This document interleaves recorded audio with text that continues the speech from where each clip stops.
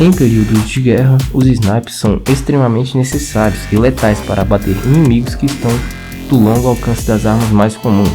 Conhecidos por serem extremamente precisos, eles são caracterizados por abater oponentes com somente um tiro fatal. Longe dos populares jogos de tiro como Call of Duty e Battlefield, os snipes são muito mais reais, carregando o peso de decidir se as pessoas vão ou não viver após seus disparos.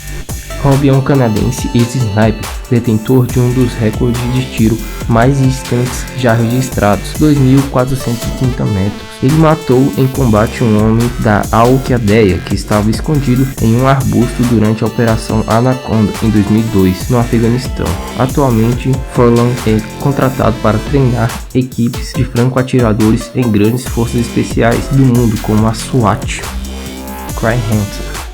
Este franco-atirador britânico abateu 2 talibãs que estavam a mais de 2.476 metros de distância dele. Os disparos foram feitos tão longe que os alvos sequer ouviram o barulho da arma. Harrison utilizou um rifle para realizar os ataques, tornando-se um dos snipers mais precisos do mundo atualmente. Crane continua em missões especiais pela Inglaterra.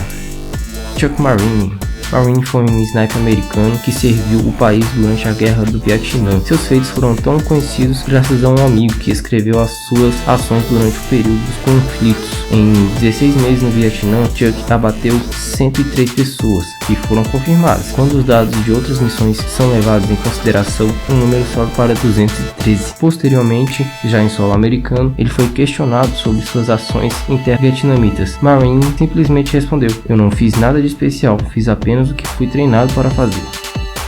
Vasily Zaytsev. Esse soldado russo ficou conhecido como um dos melhores snipers da Batalha de Stalingrado durante a Segunda Guerra Mundial. Segundo dados russos, ele abateu um total de 242 soldados alemães durante o conflito. No fim da guerra, o número de mortos pelas suas mãos subiu para 468. No fim da guerra, o número de soldados mortos pelas suas mãos subiu para 468. Desde pequeno, ele foi acostumado com armas, já era neto de caçadores e aprendeu a atirar ainda criança.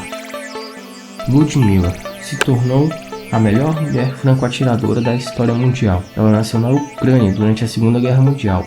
Se alistou para ser sniper do batalhão. O responsável pelo seu alistamento riu, dizendo que Ludmilla era para ser enfermeira. Entretanto, ela insistiu e foi aceita. Ludmilla lutou por 2 meses na região Odessa, abatendo mais de 187 pessoas. A ucraniana também matou 36 snipers inimigos. Depois de ser ferida em combate, já no fim da guerra, continuou seus estudos de história e seguiu a carreira acadêmica.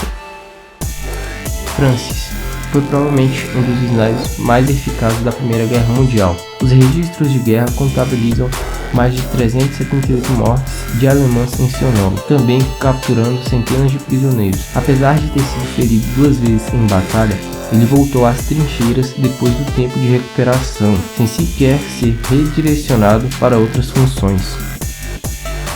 Albert é um dos franco-atiradores mais lembrados pelos americanos quando se fala na Guerra do Vietnã, responsável por 109 mortes confirmadas no país. Ele foi citado pelo coronel Michael Lee por salvar seus companheiros de um barco que navegava pelo rio Mekong, quando um Vietcong atacou os soldados. Enquanto muitos se esconderam para tentar encontrar o homem camuflado, Albert pegou seu rifle e matou o oponente com um único disparo.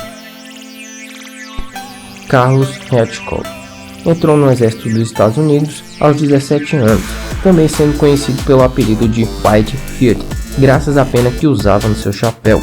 Ele lutou na Guerra do Vietnã e lá bateu mais de 93 Vietcongs, porém o número pode ser muito maior. Foi voluntário de muitas missões e seus superiores frequentemente tinham que obrigá-lo a descansar. Graças a seu ato de comprometimento com o exército, o sniper foi homenageado com um rifle que foi batizado com o nome de White Peter. Simon Hayat. Simon Hayat é um dos snipers mais famosos do mundo. Esse finlandês nasceu em 1905 e foi apelidado de Morte Branca, alcançando o número impressionante de 505 mortes durante a Guerra Soviética Finlandesa. Hayat nasceu em uma fazenda na fronteira da Finlândia com a Rússia e se alistou no exército em 1925. Quando 2 países entraram em conflito. Hayat matava seus inimigos utilizando um traje inteiramente branco e camuflado na neve. tudo com a temperatura que variava entre menos 20 graus e menos 40 graus. Os russos temiam tanto Hayat que verdadeiras investidas em território finlandês foram realizadas para encontrar tal homem, que se escondia facilmente na paisagem conhecida. Entretanto, ele foi gravemente ferido na mandíbula em batalha que foi registrada por seus companheiros, porém parte de seu rosto se deformou permanentemente. Hayat faleceu em 2002. Se você gostou desse vídeo, não se esqueça de curtir, compartilhar e nos seguir nas redes sociais que estão aqui na descrição.